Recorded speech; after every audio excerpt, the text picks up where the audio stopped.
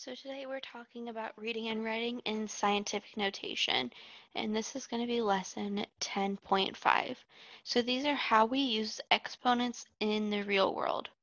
Make sure you copy down the title to the top of your notes. So today we are going to evaluate the effect of a positive or a negative exponent on a number, and then we're going to identify how to correctly write in scientific notation. So I'm going to start off with a question. How many stars are in the sky? Think of a random number, whatever you think it is. Scientists estimate that there are that many stars in the universe. I don't even know how to say that number, but there are 22 zeros. So if you wanted to write this number as a scientist, how would you do it without having to write all those zeros and get really confused because your handwriting is really sloppy? That method that they're going to use is called scientific notation. And it's the way that they write these very, very large numbers and also very, very small numbers. So the average distance from the Earth to the moon is approximately 380 million meters. Scientists are going to write that distance as 3.8 times 10 to the 8th power. Let's look at that 3.8 times 10 to the 8th power. This first number that we have here is considered a factor. That's what we call it. So this first number is a factor. And then over here, we have our base. And then that 8, when we're dealing with scientific notation, is called magnitude, which is just a fancy word for an exponent.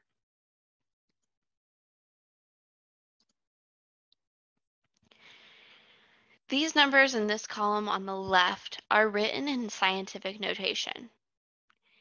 The numbers in the column to the right are not in scientific notation. What I want you to do right now is to compare these two columns. Come up with an idea of what you think is a requirement for numbers to be written in scientific notation by comparing these numbers on the left to these numbers on the right. What's the same about these and what's different about those? Pause the video if you need to.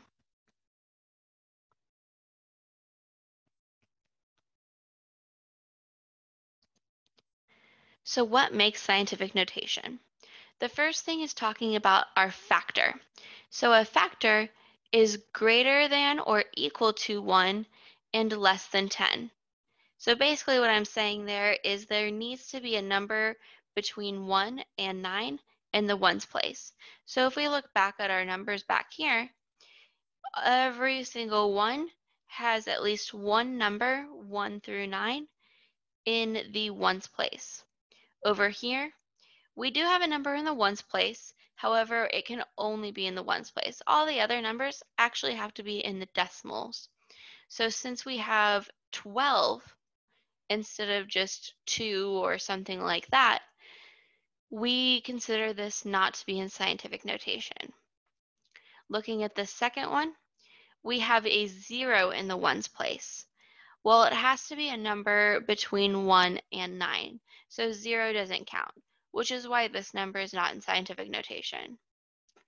This number here, though, we do have a 2 in the ones place, but the base always has to be a 10. So if we look at this, our base is actually a 5 for this problem. So since it's not 10 like the rest of them, this is not considered to be in scientific notation either.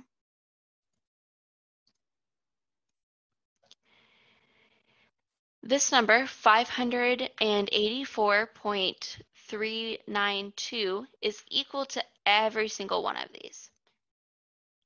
But only one of these expressions is written in scientific notation. Can you identify which of those 3 expressions is in scientific notation?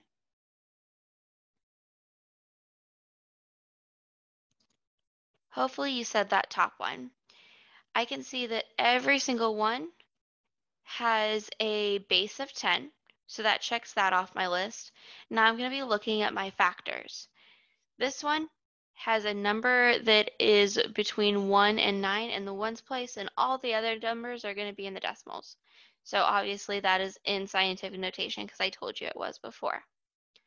Down here, we have more than just one number over here to the left of the decimals. So since it's 584, instead of just being a 5, that's not considered to be in scientific notation.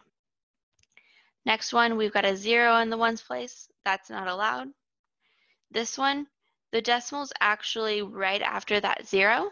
And so we have a ton of numbers that are to the left of our ones place, which is not okay. So now we're going to talk about our powers. So we're looking specifically at our magnitude, or the exponent. If you have a negative power or a negative magnitude, we are going to have a smaller number. So a negative exponent means a smaller number because we're going to be moving that decimal to the left. And I'll tell you in a second what I mean about moving that decimal. And it's just the opposite for powers of 10 that are positive. So if you have a positive exponent, that means that we're going to have a bigger number, which also means that we're going to be moving our decimal to the right.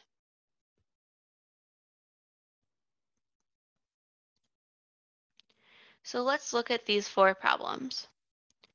Let me get out my pen here. So if we're looking at that first one, A, we have 1.28 times 10 to the third power. Well, I know that my number starting out is 1.28. Before, I said that if we have a bigger exponent, so it's a positive exponent, it's going to be a bigger number. And we're moving our decimal to the right then. So let's make this number 3 bigger. So we're moving that exponent 3 times to the right. I skipped a number that wasn't there, so I'm just going to add a 0 there. And this is where my decimal now is. And so my final answer is going to be 1,280. I'm going to do number C now, or letter C. Again, I'm starting off with my factor. And this time I see a negative 3 exponent. A negative exponent means that I'm going to be moving my decimal to the left, making the number smaller. So I jump 1, 2, 3 to the left. I have to fill in my empty places with zeros, and then I'm going to add my decimal. So this is going to be equal to 0.00745. I want you to try problems B and D by yourself, and I'll give you the answer in a second. And here are your answers for B and D. So for problem B, you should have gotten 13,000. And for problem D, you should have gotten 0.3.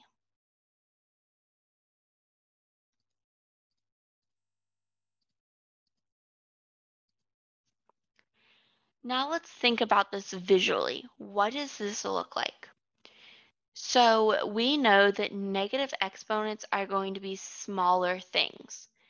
So think about microbiology when you're thinking of negative exponents.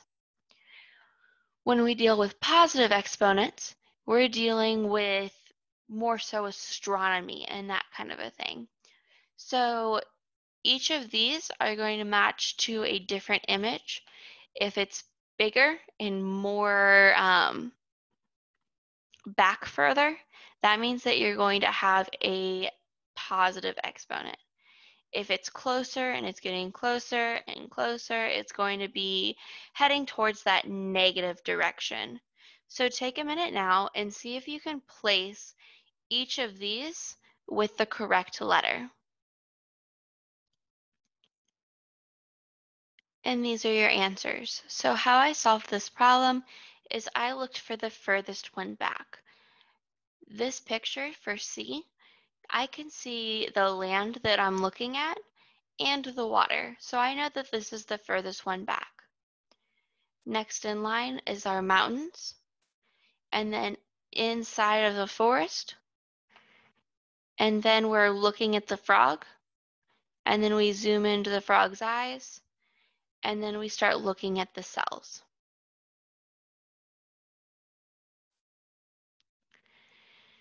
Take a minute now and write these in scientific notation. I'll do the first one with you. So if we're thinking about the world, these are different populations. We want to represent those in scientific notation because this is a hard number to read and to look at.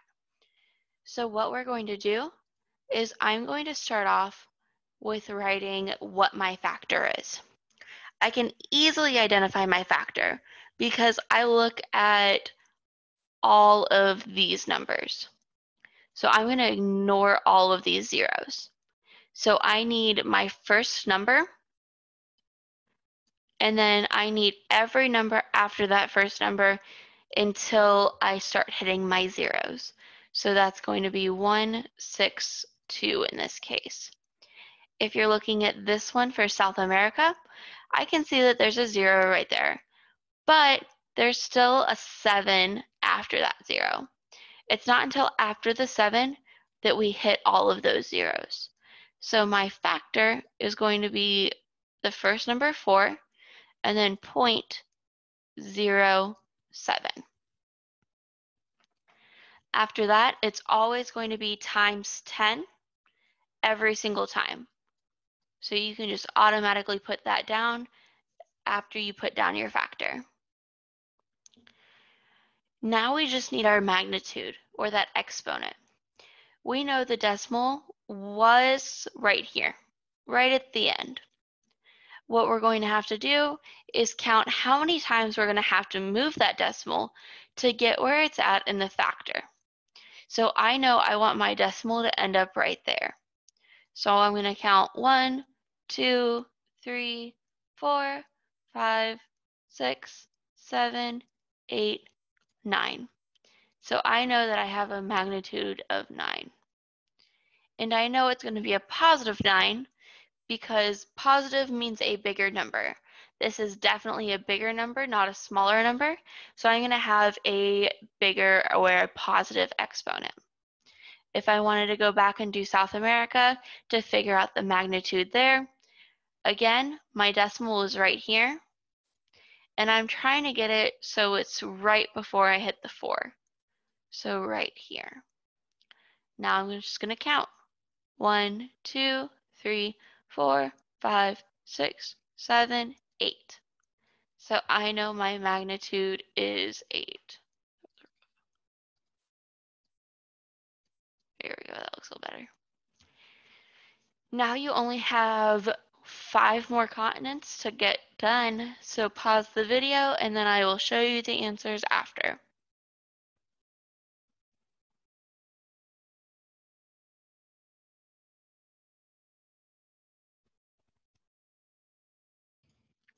And there's all of our answers written in scientific notation.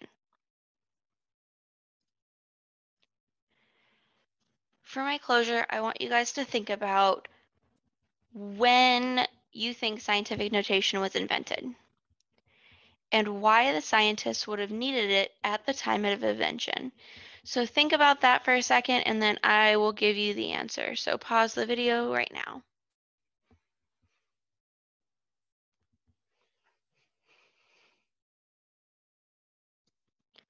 So the first attempt in scientific notation was actually to make an estimate about the number of sand grains to fill the universe. quickly then after it was starting to be used for astronomy and things like that. We have some homework. This is going to be on 2 different pages, so make sure that you get all of those problems done. If you have any questions, please email me.